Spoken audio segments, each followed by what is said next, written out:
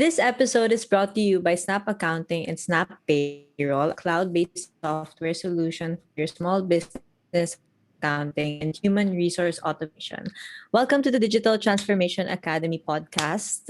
We're back with another new episode, and today we're going to be talking about the code of ethics. So let's begin.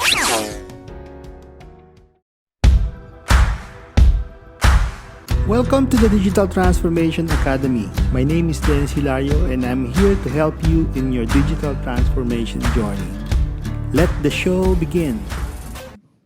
Hello, today is another episode. It's another Friday. Good morning. So my name is Dennis Hilario and I provide you tips about digital transformation, innovation, and productivity. So with me is Fiona and we're gonna discuss about code of ethics for business. Okay, so ano ba yung code of ethics? So Fiona, may idea ka ba kung ano yung what is code of ethics? From the word itself, ethics, I can think about how it's related to policies and stuff. Yes, actually you're about right. Okay, so according to Investopedia, the code of ethics in business is just a set of guiding principles, no? So it intends to ensure a business and its employees act with honesty and integrity, no? Mm, So in all facets of day-to-day operations, to only engage in acts that promote the benefit to society, mga colleagues niya, the management, and whatnot. mm, Ano. Actually, code of ethics is sometimes called code of conduct. So pareho lang yon, code of ethics and code of okay. conduct. No? But to me, people management naman talaga is one of the most challenging and Yeah. complicated aspects in running a business. If you look at the whole spectrum of HR functions, di ba, may recruitment, there's an employee Mm-mm. onboarding, the ones that we discussed before, KPI Yeah. management and performance, employee benefits, training, motivation, dami, timekeeping policies, up to payroll computation. Then this one, code of ethics and disciplinary actions, meron yan rewards, incentives, and even Mm-mm. termination. So nandun yung parang set of rules on how you will execute those policies and ethics. No? Parang same as KPI, as discussed before. No? The implementation of code of ethics most of the time are overlooked then, Okay. especially for small businesses. No? Yung mga mom and pop small businesses. Sige, but ano ba talaga yon? What is the code of ethics really? No? Kasi Mm. during recruitment and during screening kasi, it's really impossible to know who and how the person really is. Di ba? Yeah. So he or she may have an impressive resume or magandang background check sa kanya. But once the employee is on board, there are so many variables, especially in the environment, the management, the peers, the colleagues, the nature of work, and even the culture. It can change kasi the person's conduct or behaviors. Diba? So practically, if we see an odd behavior of an employee, normally we talk to them. No? Probably coach them on how to improve, or yung iba naman, they scold, Yeah. expecting that the behaviors of these types of employees change. No? So ngayon, if we don't employ or we don't implement the code of ethics and its corresponding disciplinary actions, and the employee still behaves in accordingly, then ano yan it will be a domino effect in the business. So it will be like a precedent for other employees then to adopt the same behavior. And it starts the culture change. No? So Mm. if we don't act on it, then as discussed before, it can be like a parasite and Yeah. it's contagious. No? Now, one major benefit of the implementation of the code of conduct is that it protects kasi the employer and the employee Mm-mm. because of its nature of implementing the due process before employee dismissal. Yun naman, Okay. yung employee dismissal kasi hindi yan para napapanood natin sa movies na you're fired. That's it, di ba? It's not Yeah. the It's a way to do it. process. Kasi if you do that approach, then the employee can always report it to the DOLE and may corresponding penalty as an employer, no? So Okay. ngayon, again, the code of ethics, ito yung basis natin eh. Kumbaga Sa government, it's the constitution. Okay. It's the policies and rules and laws of the company. No? Yeah, I have a question. How do you format the code of ethics to make sure that it's effective enough? If that's a good question kasi I'm about to say na meron tayong we have a free in this episode we have a free download Oh, okay. or sample of code of ethics, no. They Nice, can use nice. it, no? It's just as a standard template that you can use as a start in your business, Okay. no. So actually this one is the ones that we are implementing. So we have a standard.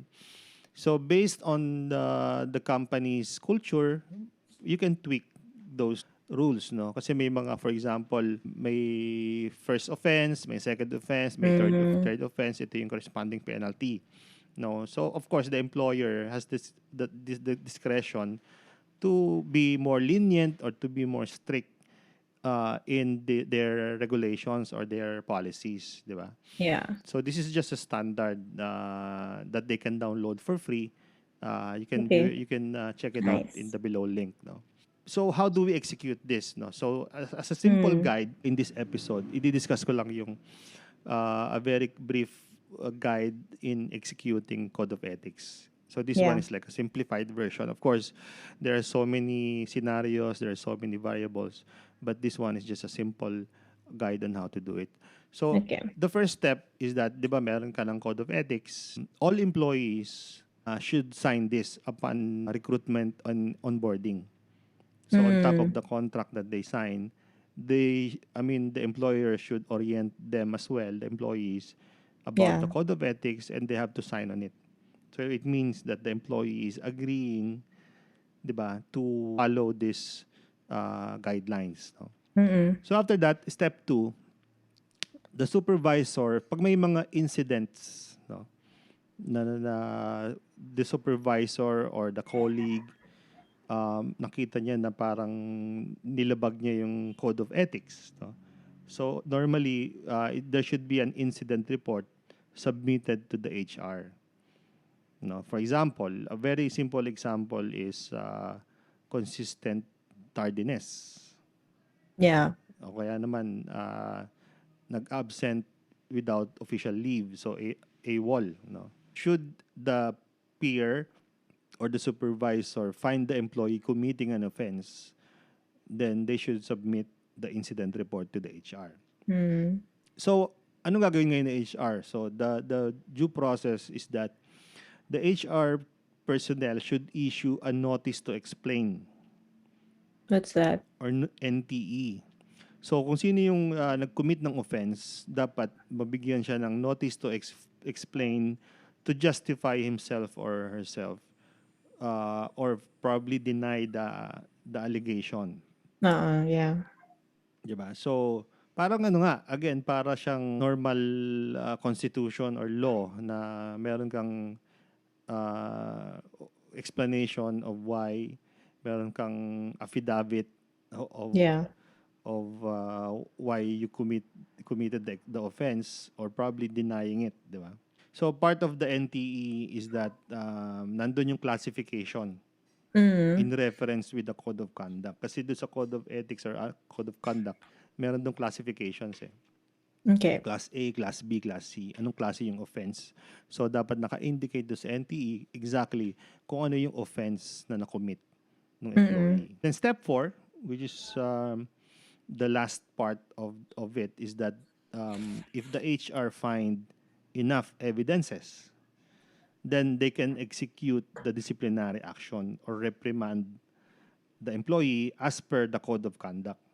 Okay. For example, may enough evidence na inano niya, yung class A of something, 'di ba? So there's Yeah. a corresponding penalty. Normally may written notice, and then after the written notice, verbal and written notice, may second written notice, merong suspension. Pag kinumit niya ulit, another suspension, yung parang ganon. And then the last part na is dismissal. So it Okay. depends on the table which are indicated in the Code of Ethics. Nice. Ngayon, if the HR can't find enough evidence, na kinumit niya talaga yung offense, then they can call for an administrative hearing. Yeah. So parang korte, no? May hearing siya to gather more information before a decision. Okay. Interview co-employees, pwede kang mag-investigate, pwede kang kumuha ng witness, something like those. Yeah. With this long process and everything, it can that be a cause of why some businesses don't choose to really prioritize executing the code of ethics? Yes, the administrative um, activities the Yeah. employer will do, no, to execute the due process, no. Pero yun nga, if the business naman has an HR team, normally they are the ones, that's part of their job actually. Okay, okay. The HR and admin team does the execution of code of ethics. Pero I guess it's really important nga kasi doon makikita ng team ng employees now how serious are you in in these policies. Kasi otherwise people tend to be lax or probably okay lang yan, I'll do this kasi wala naman kaming mga penalty or disciplinary actions, eh, di ba? Hmm. No, so, How often sige, is go ahead. how often is the code of ethics updated or changed, if ever it is? There's no strict or parang rule, no, on Okay. how frequent you update the code of ethics, pero it will depend on the evolution of the business or the culture of the Yeah. business. Yeah. Siyempre, pag you're a more lean or a leaner organization, medyo lenient yung policies mo. Pero Mm-mm. as you grow big, no, it's very difficult to maintain and organize people. Then you probably can tweak it to be more strict, no, Yeah. more stricter. So it depends. Pero wala namang parang rule of thumb of how frequent you should Okay. update of your code of ethics. Pero like you, no, I'm sure marami ring mga tao or employees lalo na in this modern era, no, like work from home and whatnot, Do you find ikaw ba honestly, do you find this practical or just a waste of time? It's very practical because like what we talked about previously, Mm, we deal with different kinds of people mm, coming from different kinds of cultures. So if we don't set that already with something like this, then it could be a mess very easily because there's no standard for because this is also this kind of correlates to the values of that you have for your business. The process can be long, but then if it's executed well, then employees will be able to follow it right. because it also depends on how you execute it. If you're not really giving it 100%, then employees won't really care also. Right, right. Yeah. And actually, it applies naman to any organization or Yeah. institution. Kahit sa school, I'm sure they Yeah, have even school. a set of rules and regulations and disciplinary actions for students and for their employees, di ba? So, I also agree that it's practical. Actually, even as ourselves, we implement it. Kaya lang, sometimes we tend to be lenient then, especially now, Yeah. work from home. We don't really see people face to Yeah. face. Though we set naman rules in work from home. Probably it can be next topic or another topic in Mm. the future. No, what's the best policy in executing work from home setup? No, Yeah. I'm actually a little proud of it on how we executed work from home. Mm. It all boils down to accountability. Yeah. But anyway, that's off topic now. Yon. So any other question? My question can be, what is something you can say to business owners who is in a way people pleasing, so they're not being very firm with their code of ethics to their employees? Okay, so yeah, to answer the question, medyo difficult yung question mo, no? Because I tend to be like that. Oh, okay. So what I do kasi is I just delegate it to our HR so Mm. so they can execute it, But if I'll be the one executing it, I can be more lenient. No? I really want to have a close relationship with our team. No? Kasi sometimes if it's really minor, no, you can be more lenient. The HR can be Yeah. more lenient. Probably just a verbal warning or off the Mm. record. Ano. It I depends. think Eh. there has to No. be that just that balance Yes, is the right of balance. giving No. grace enough, and also if it's something really major, Right, then of course you're gonna step in. right, right. But yeah. Ako naman, I think or I believe na you really need to parang lalo na pag the employee is new, Mm. no, na if you really feel na lalo na kung nandun pa siya sa probationary period, I think that's the best uh, timing to execute, no, to be a little or more strict.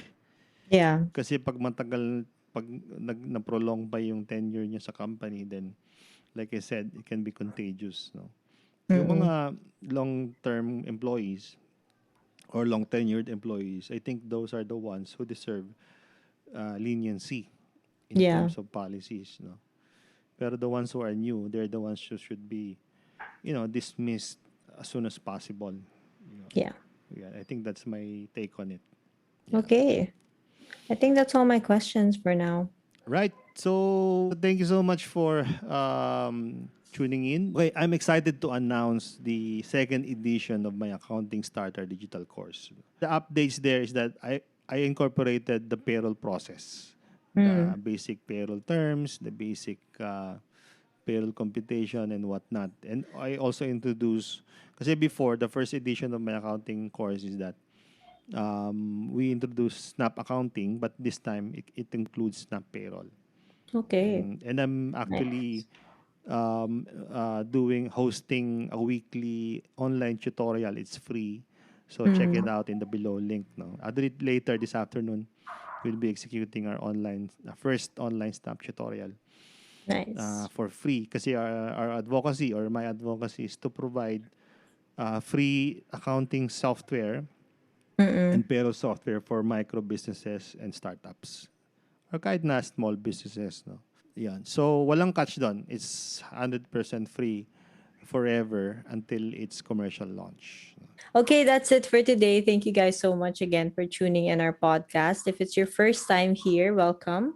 Feel free to like this video or wherever platform you're listening to. Don't forget to subscribe and maybe comment down below even some suggestions that you guys want us to talk about or you want to hear from. And yeah, we'll see you on the next episode. Thank you so much, DX Your Life and Business. Have a great day.